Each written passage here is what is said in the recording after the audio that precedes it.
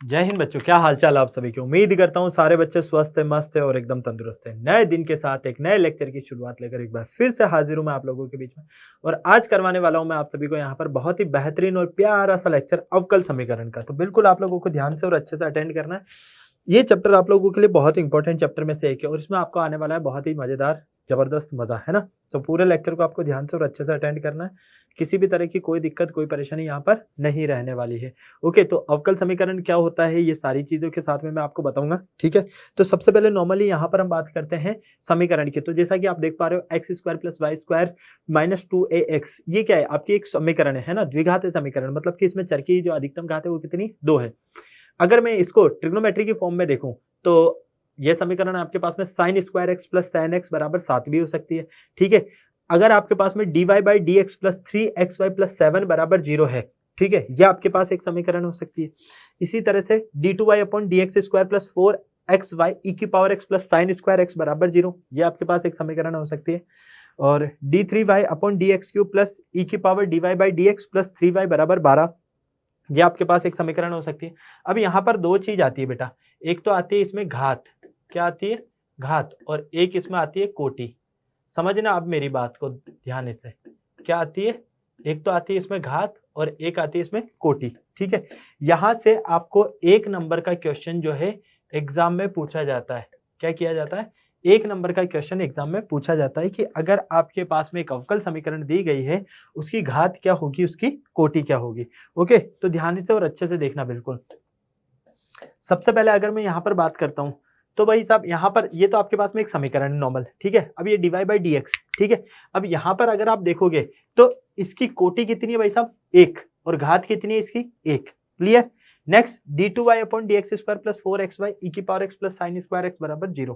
अगर आप इसमें देखोगे तो इसमें आपके पास में घात कितनी है, इसकी घात कितनी है आपके पास में, 1, ठीक है। घात कितनी है आपके पास में, 1, और कोटि कितनी है इसकी आपके पास में, 2। कोटि कितनी है आपके पास में, 2। अगर आप इधर देखोगे तो d3y upon d x cube plus e की power dy by d x. अब यहां पर अगर आप देखोगे तो भाई साहब घात कितनी है आपके पास में, घात जो होगी वो अपरिभाषित है। क्या है बेटा, अपरिभाषित। और कोटि कितनी है यहाँ पर, 3 है आपके पास में, कोटि कितनी है, 3। ओके, अब इसमें घात और कोटि पहचानने के लिए जो है हमारे पास में कुछ पॉइंट्स है, वो मैं आपको बताता हूँ। पहला पॉइंट क्या कहता है, ध्यान से और अच्छे से देखना।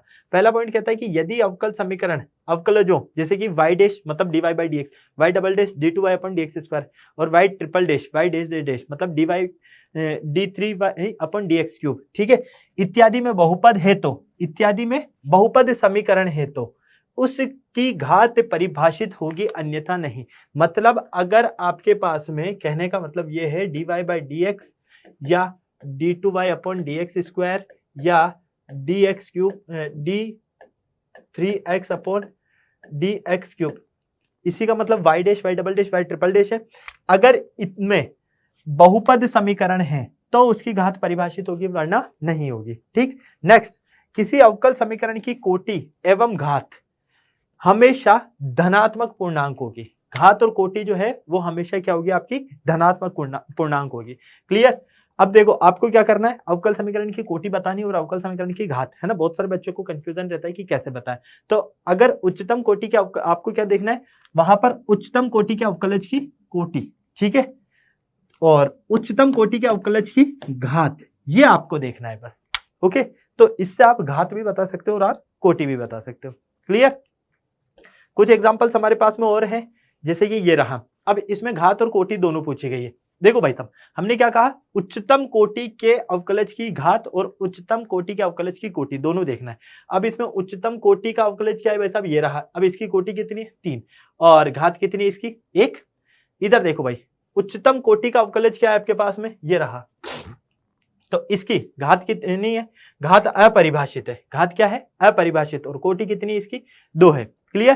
क्यों, क्योंकि इसमें ये cos x आ गया, है ना। हमने क्या कहा, बहुपद समीकरण है तो। ओके, नेक्स्ट, अगर आप इधर देखोगे तो उच्चतम अवकलज क्या है इसमें, dy बाई डी एक्स, और इसकी घात कितनी है, 2, तो कोटि 1 है और घात 2 है।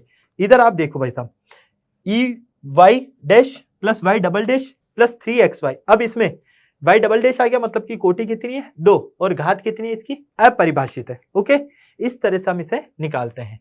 फिर आता है आपके पास में अवकल समीकरण का व्यापक एवं विशिष्ट स्थल। व्यापक एवं विशिष्ट स्थल में आपको दो चीजें ध्यान में रखनी है।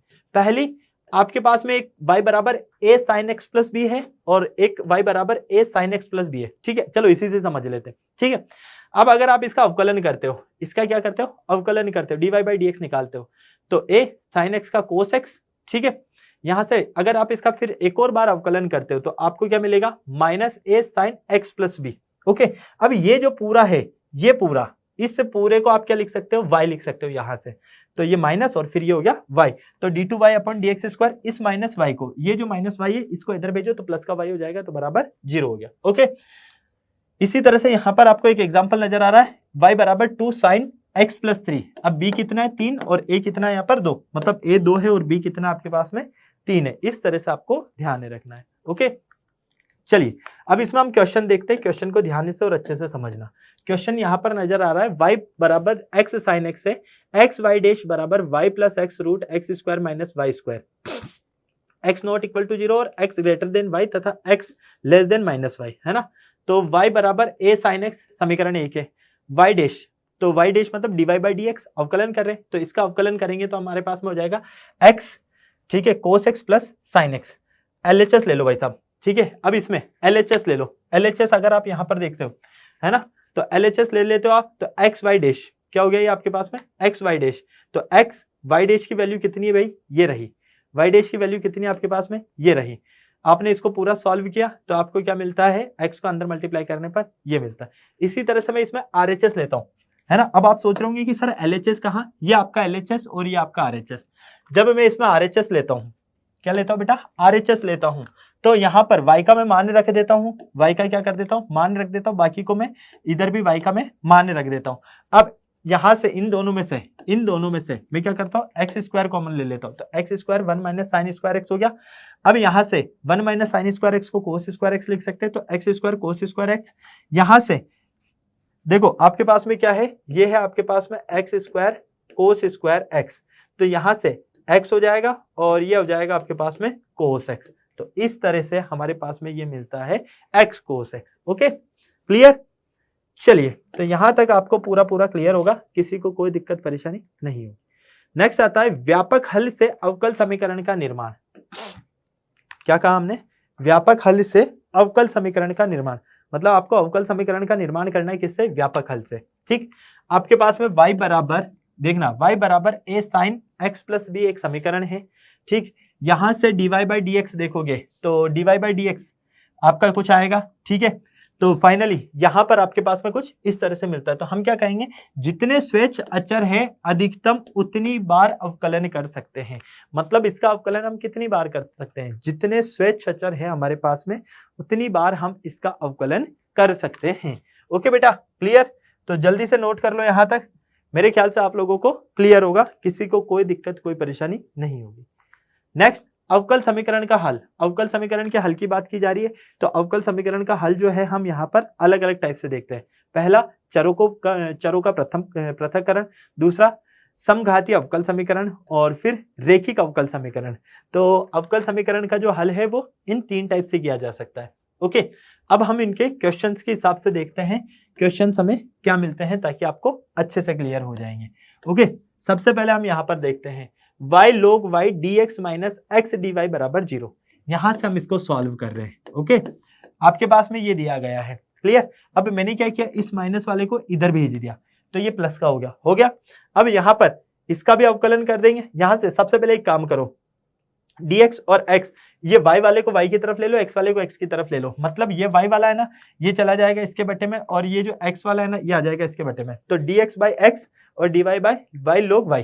ओके, अब यहां से हम क्या करेंगे, माना log y बराबर किसके हैं, t के। log y किसके बराबर, t के। अगर आप इसका अवकलन करोगे तो 1/y dy, क्योंकि log y का क्या होगा 1/y, log x का 1/x होता है, तो log y का 1/y dy और dt हो गया, इधर हो गया। अब आप इधर बस रख दो, यहां पर क्या करो, d बाई डी एक्स कितना है आपके पास में, d बाई डी एक्स जो हो जाएगा log x, और समाकलन करोगे dt बाई t का, तो वो हो जाएगा log t plus log c। अब यहां पर आपके पास में ये मिल गया। अब यहां से आपने क्या किया, t का मान रख दिया, t का मान रखोगे तो t का मान कितना है आपके पास में, ये रहा log y, यही तो हमने किया है और साथ में सी जो है वो रख दिया हमने। इस तरह से हम इसे सॉल्व करते हैं। अब बताओ बेटा, क्या कोई दिक्कत, कोई परेशानी, मन में कोई क्वेश्चन? नहीं, मेरे ख्याल से यहां तक आपको क्लियर होगा। आगे देखते हैं, e की power x tan y dx plus 1 minus e की power x sec square y dy बराबर 0। ओके, हमें इसको सॉल्व करना है, हमें इसको सॉल्व करना है। ठीक है, तो ध्यान से और अच्छे से देखना। इसमें ये आपको पूरा दिया गया है, आपने क्या किया, ये प्लस वाला जो है ना, इसको उठाकर इधर भेज दिया, इस प्लस वाले को उठाकर उधर भेज दिया, तो ये इसका हो गया माइनस का, हो गया माइनस का। बताओ भाई, इस प्लस वाले को पूरा उठाकर उधर भेजा तो ये माइनस का हो गया। अब यहां से ये आपके पास में एज इट इज है। ओके, अब आपने क्या किया, यहां से माइनस कॉमन लिया तो ये प्लस का हो गया और ये माइनस का हो गया, माइनस माइनस आपका प्लस हो जाएगा और ये एज इट इज। ओके, अब यहां पर सेम चीज एक्स एक्स वाला एक तरफ ले लिया आपने और वाई वाई वाला एक तरफ ले लिया और समाकलन कर दिया। इसके लिए हमने क्या किया, मान लिया कि e की पावर x माइनस 1 जो है वो u के बराबर है, e की पावर x dx बराबर हो जाएगा du। ठीक, इसी तरह से माना tan y बराबर t और sec स्क्वायर y dy बराबर dt, इनको उठाकर हमने यहां रख दिया, तो du बाई du का जो अवकलन है, सॉरी समाकलन है, वो कितना हो जाएगा, log u। dt by t का जो समाकलन है वो log t plus log c हो जाएगा। अब यहाँ पर इसको आप क्या लिख सकते हो, इसको आप ये लिख सकते हो। अब यहाँ पर t का मान आपने रख दिया, t का मान कितना है आपके पास में, ये रहा भाई साहब, t का मान रख दो यहाँ से। ओके, t का मान रख दिया और काम खत्म। चलें आगे, बताओ भाई जल्दी से फटाफट से। यहां तक मेरे ख्याल से आपको क्लियर हो गया होगा, क्योंकि u का मान आपने क्या किया, u का मान ये रहा e की पावर x माइनस 1, यहां से आपने यहाँ मान रख दिया, c को एज इट इज रहने दिया और t का मान कितना हो गया आपके पास में tan y। इस तरह से हम इसे सॉल्व करते हैं। क्या कोई दिक्कत, कोई परेशानी, मन में कोई क्वेश्चन आपको? नहीं, मेरे ख्याल से क्लियर होगा। अगला क्वेश्चन देखते हैं, एक गोलाकार गुब्बारे का आयतन जिसे हवा भरकर फुलाया जा सकता है। एक जो है आपके पास में गोलाकार गुब्बारा है और उसे हवा भरकर क्या किया जा सकता है, फुलाया जा सकता है। स्थिर गति से बदल रहा है, यदि आरंभ में इस गुब्बारे की त्रिज्या 3 इकाई और 3 सेकंड बाद 6 इकाई है तो 6 सेकंड बाद उस गुब्बारे की त्रिज्या बताओ। तो सबसे पहले गुब्बारा कैसा भाई साहब, गोलाकार। गुब्बारा कैसा बेटा, गोलाकार, अभी बताया गया। ठीक, अब गोलाकार जो गोले का आयतन होता है वो कितना होता है, गोले के आयतन को v से डिनोट करते हैं। अब अलग अलग कंडीशन दी गई है, ये समझना। पहला, जब समय 0 था तब उसकी त्रिज्या 3 इकाई, जब समय जो है वो 3 सेकंड बाद की बात की जा रही है तब त्रिज्या कितनी हो जाती है, 6 इकाई। अब हमें बोला है कि t सेकंड बाद इसकी त्रिज्या कितनी होगी, हमें ये निकालना है। तो इसके लिए हम क्या करते हैं, इसके लिए हम इसका आयतन स्थिर गति से बदल रहा है, मतलब dv बाई डी को हम k मान लेते हैं। ठीक, अब अगर आपके पास में dv बाई dt बराबर k है, ठीक, तो यहां से आयतन क्या होता है, गोले का आयतन 4/3 पाई आर क्यूब, ये हमने लिख दिया और बराबर k। अब यहां से आप देख लो d by D T as it is. ठीक है, यहां पर आप क्या करोगे, अवकलन कर दो इसका आर के सापेक्ष अवकलन कर दोगे तो आपको ये मिलेगा। अब जो कैंसल आउट हुआ उसको हमने कैंसल आउट कर दिया, तो फाइनली यहां से हमें ये मिलता है 4 pi r square d r by D t बराबर के। अब आप क्या करोगे, इसको भेज दो इधर, भेज दिया आपने, समाकलन कर दो, समाकलन करोगे तो आपको ये मिलेगा। अब आप अलग अलग कंडीशन पर देख लो, टी बराबर 0 पर आर कितना है, 3, तो भाई साहब टी 0 हो गया और आर कितना हो गया, 3 हो गया आपके पास में, 3 की घात 3 मतलब 27 हो गया, 27/3, 3 से 27 9 बार कट गया, तो 4 पाई इंटू 9 बराबर सी, तो सी बराबर कितना हो गया 36 पाई। इस तरह से हम इसे सॉल्व करते हैं। क्लियर, बताओ भाई, क्या किसी को कोई दिक्कत, कोई परेशानी, मन में कोई क्वेश्चन? मेरे ख्याल से तो नहीं होगा, है ना। फिर आगे चलते हैं, यहां पर आपने c का मान मिल गया आपको, है ना। अब इस c के मान को उठाकर समीकरण 1 में रखोगे और समीकरण 1 कहाँ है, ये रहा, यहां पर आप c का मान रखोगे, तो c का मान जब आप रखते हो तो आपको समीकरण 2 मिलती है। फिर इसी तरह से t0 और r3 लिया, इसी तरह से आप t3 और r6 लो, ठीक है, और फिर आप सॉल्व करो यहां पर इसी में, तो आपको मिलता है ये। ठीक, तो फाइनली k का मान यहां से कितना आता है आपके पास में 84 पाई। इस k के मान को उठाकर समीकरण 2 में यहां पर आप पुट कर दोगे तो फाइनली आपको r का मान प्राप्त हो जाएगा। तो इस तरह से हम इसे सॉल्व करते हैं। जल्दी से नोट कर लो फटाफट से बेटा, मेरे ख्याल से यहां तक आपको अच्छे से समझ में आ गया होगा, किसी भी बच्चे को किसी तरह की कोई दिक्कत, कोई परेशानी नहीं होगी। ओके, चले हम इसके आगे। बताइए भाई फटाफट से, क्या यहां तक आप लोगों को क्लियर? किसी को कोई दिक्कत, कोई परेशानी, मन में कोई क्वेश्चन? नहीं, चलो नेक्स्ट हम देखते हैं इसके आगे। फिर आता है आपके पास में समघातीय अवकल समीकरण। समघातीय अवकल समीकरण में आपको क्या करना है, देखो पहले तो आपको पता होना चाहिए कि फलन आपके पास में एफ एक्स वाई एन घात वाला एक समघातीय समीकरण कहलाता है। कब? जब एफ ऑफ एक्स वाई बराबर एक्स की power N F Y upon X, X की जगह आप लैम्डा एक्स कर दो, वाई की जगह आप लैम्डा वाई कर दो, बस और कुछ नहीं करना है आपको। तो ये हो जाएगा आपके पास में समघातीय फलन। क्लियर? फटाफट से मुझे जल्दी से बताइए बेटा, क्या यहाँ तक आप लोगों को क्लियर है? देखो इस चैप्टर से मैं आपको एग्जाम में बता देता हूँ, ठीक है, आपको यहाँ पर मैं कुछ चीजें क्लियर कर देता हूँ। इस चैप्टर से आपको एग्जाम में एक तो घात और कोटि वाला क्वेश्चन मिलेगा, ठीक है, घात और कोटि पहचानने वाला क्वेश्चन, छोटा क्वेश्चन, ठीक है, छोटा क्वेश्चन ये मिलेगा आपको। इसके अलावा इसी चैप्टर से आपको एक बड़ा क्वेश्चन मिलेगा एग्जाम में, ठीक है, एक बड़ा क्वेश्चन मिलेगा आपको एग्जाम में और सिद्ध करने वाला, ठीक है, प्रूव करने वाला, ये आप लोगों को ध्यान रखना है, ये चीज यहाँ पर होने वाली है। क्लियर? एक एग्जाम में जो क्वेश्चन है वो छोटा मिलेगा घात और कोटि पहचानने वाला, एक क्वेश्चन आपको बड़ा मिलेगा प्रूव करने वाला। Okay clear? इसके अलावा बेटा एक चीज और मैं बता देता हूँ, आप लोगों को मैंने टेस्ट दिया है इसमें, ठीक है, और उस टेस्ट का जो लिंक है वो टेस्ट का लिंक आपको डिस्क्रिप्शन में दिया है। कहाँ दिया है? डिस्क्रिप्शन में दिया है, ठीक। तो टेस्ट का लिंक आपको डिस्क्रिप्शन में दिया है, उस पर आप लोग जो है बिल्कुल जाइएगा और टेस्ट आप लोगों को जरूर देना है, टेस्ट आप लोगों को जरूर देना है, क्योंकि आप लोग टेस्ट दोगे तो इससे आपको आपकी जो प्रिपरेशन है उसका आइडिया होगा। ओके, तो आप सभी बच्चे टेस्ट जरूर दें। आई होप आज की इस क्लास में सभी को मजा आया होगा, कोई दिक्कत कोई परेशानी नहीं रही होगी। तो ये छोटी छोटी सी चीजें जो मैंने आपको बताई है ये आप लोगों को ध्यान रखनी है, और इस चैप्टर से रिलेटेड आप लोगों को सारा डिटेल में मैंने जो है वन शॉट लेक्चर्स में पढ़ाया हुआ है, तो आप लोग चाहें तो इसी चैनल के वन शॉट्स में जाइए, ठीक है, और वहां पर इस चैप्टर को डिटेल में भी पढ़ सकते हैं। क्लियर? तो आई होप ये जो हमारा शॉर्ट रिवीजन था आप लोगों को अच्छे से क्लियर हो गया होगा। अब आपको क्या करना है, छोटी छोटी चीजें ध्यान में रखनी है, पढ़ते रहना है, बढ़ते रहना है, टेस्ट जरूर देना है।